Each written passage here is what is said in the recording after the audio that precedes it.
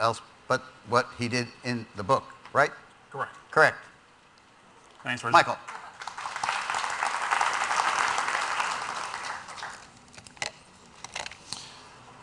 New rule for Ted: never follow an economist.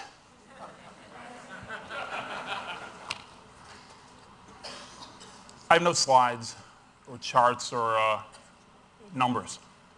I have a little story with a 5-word moral at the end. On Monday, June 29th, 1998, my little brother Ron woke up with the worst headache he had ever had in his entire life.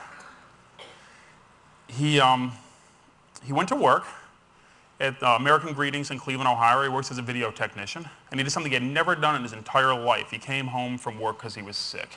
He felt like shit. The next day he stayed home. The day after that he stayed home. I didn't find out about this till Thursday. I live in New York, and me and my wife and my 3 kids were driving to Cleveland, our hometown, to visit my 2 brothers that lived there, Ron, who was sick, and his twin brother, Don. My mother named my brothers twins, rhyming names, Ron and Don. And we were all going to have some fun over 4th of July weekend with my 2 brothers and their families and my family. On Thursday night, we were supposed to meet at this joint called Johnny's on Fulton, rated #1 for food and Zagats in Cleveland. And Ron wasn't there. And believe me, Ron, this was even stranger than him missing work, not coming to Johnny's for dinner. So we were sort of like concerned about it. The next day, we sort of were hanging around having some fun. And I called Ron. He said he felt just awful. And then Friday night, I heard that he felt so bad that his wife was taken into the emergency room in the suburban town where they live, Southwest General Hospital. They took him there, and they couldn't figure out what was wrong with him. They thought he had some kind of virus. That kind of virus. He was just feeling worse and worse and worse. Saturday morning, I went to pay him a visit, and he really looked awful. He was like grayish. He was like cold to the touch. He was kind of like talking in a very low tone of voice, laying in this hospital bed, and like no one could figure out what was wrong with him. People were completely baffled. There's nothing we could do hanging around with Ron, of course. It was sort of a downer, so me and my brother and our families went to an amusement park and had some fun.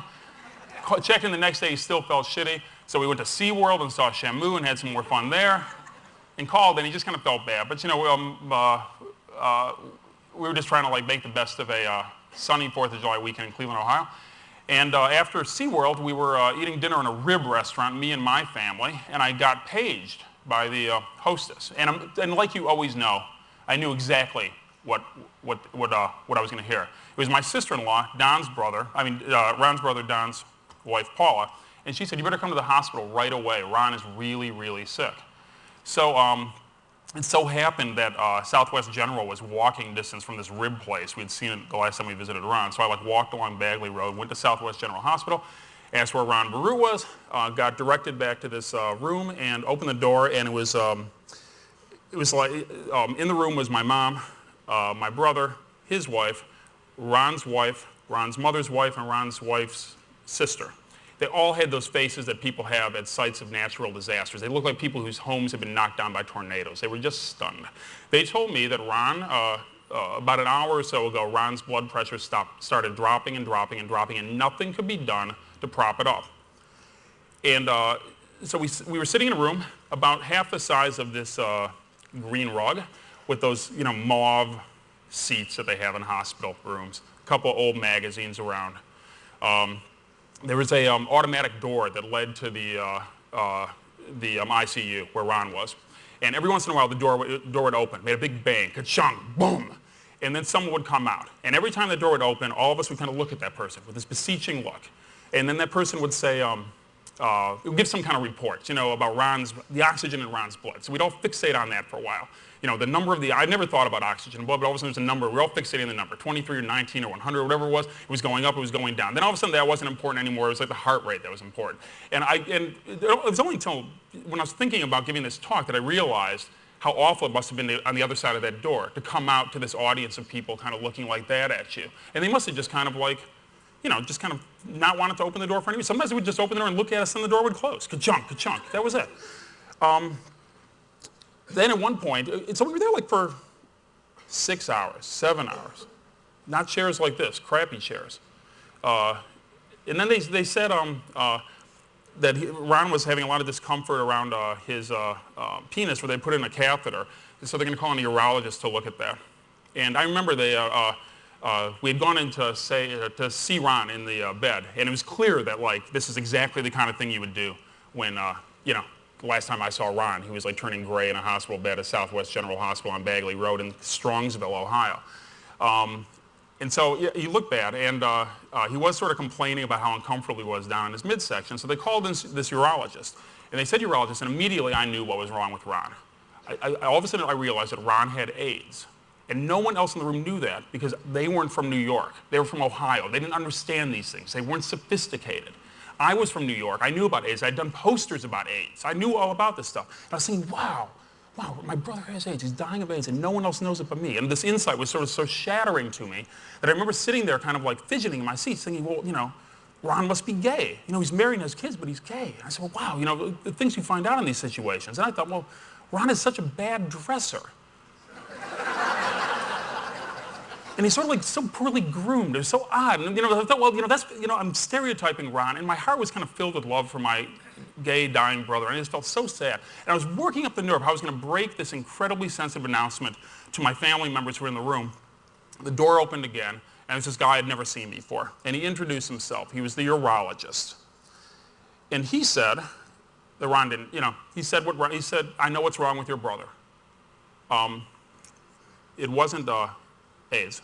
It wasn't a virus. It was a bacterial infection. Who knows what it's called? Noah Wiley. No. Dr. Black. Take a shot. He said, your brother has something called necrotizing fasciitis. Anyone ever hear of that? This is the X-Files part. Then he said, literally, he said these words. You might have heard of this as the flesh-eating bacteria. Believe me, I mean, like, this, the bad flesh-eating bacteria, like in your brother in this room there. So they explained it was a bacterial infection caused most commonly by the same thing called strep throat, strep A virus. It enters through a small opening in the skin, and then if conditions are sort of right, it goes under the skin and just gradually eats away at all the subcutaneous tissue. You know about this stuff, don't you? Ann, I knew you would. Yeah, no, it's not a virus, it's a bacteria. Yeah, sorry, I said virus, excuse me. It's a bacteria. Then it multiplies geometrically, and as it goes along, it just eats all the flesh and turns it all kind of black and goopy, I pictured. And I remember saying, are you sure? And this urologist said, yeah, I'm sure. So then, it was odd, but although he had the science fiction disease, it was like this great weightlifting. Because all of a sudden now, we had been sitting there in misery and ignorance for 8 hours, watching an automatic door open and close. Suddenly now we knew something. And this guy was sure. And so immediately then, we said, well, now what happens? He said, and it was brutally simple how you treat this disease. You treat it with antibiotics, but it doesn't work against the dead tissue. So first you have to take the dead tissue out. And you take the dead tissue out in the barbaric way of cutting them open and kind of carving it away, this thing called debridement. They take all the dead tissue out, they throw it away, and they flood antibiotics in what's left over. And it sounded great to me. So they're going to operate, they're going to check that out. They went back into them, they said, look, this is pretty far gone. We wanted to take Ron to the Cleveland Clinic, which is in downtown Cleveland, with a helicopter. So then Ron is like having his first helicopter ride, missing the whole thing. So we watched the helicopter launch off, go to the Cleveland Clinic. By now it's dawn. I went home, I brushed my teeth, and I drove to the Cleveland Clinic. Cleveland Clinic, that's star time, man. That is like a big, fancy, world-class hospital. Southwest General had like a vending machine with saltines on the ground floor. Cleveland Clinic had Starbucks, a full Starbucks with biscotti, with Frappuccino. It was like the real deal. The doctors at Southwest General just kind of looked like me, kind of average looking. Cleveland Clinic, they all looked like the guy who says, because I can. They were all like that guy. It was like very, it was very impressive. And shit was like rolling then. Everything was like happening. So like then like these two giant doctors, giant, tall, handsome doctors come out and said, we need your permission to do an amputation if it's necessary. It looks like it's pretty far gone. And so we're like, this is what it'll take to save Ron's life. And Ron's wife, who had authority, said, yeah, whatever it takes. So they took Ron, oddly, through the hallway right where we were standing. He got wheeled out. He was unconscious, and I put my hand on him in that kind of sentimental way you do, like, goodbye, old friend. And it was, if you want to know what the sensation was, go to the grocery store and put your hand in, like, the meat counter and squeeze some chicken, uncooked chicken. It's exactly like that. And after I did that, I had a little moment where I found an open door, which turned out to be a closet, and I sort of cried for a while. Then I came out and just waited and waited and waited and waited. And they came out and they said, well, it was really bad. They had to amputate Ron's left leg, and they had to do it here. They had to cut off one of his testicles, but they saved part of his penis. It also had gone up his butt and up sort of almost towards his shoulder blades. So they had to cut all that away. And we said, well, now what? Is everything okay? And they said, well, we'll know like in a few hours. We'll have a better idea. And then we'd always kind of turn to the because I can doctor and sort of say, you know, well, really though, what? And he just would always say, your brother is very, very sick. And then he'd like leave. It was really awful.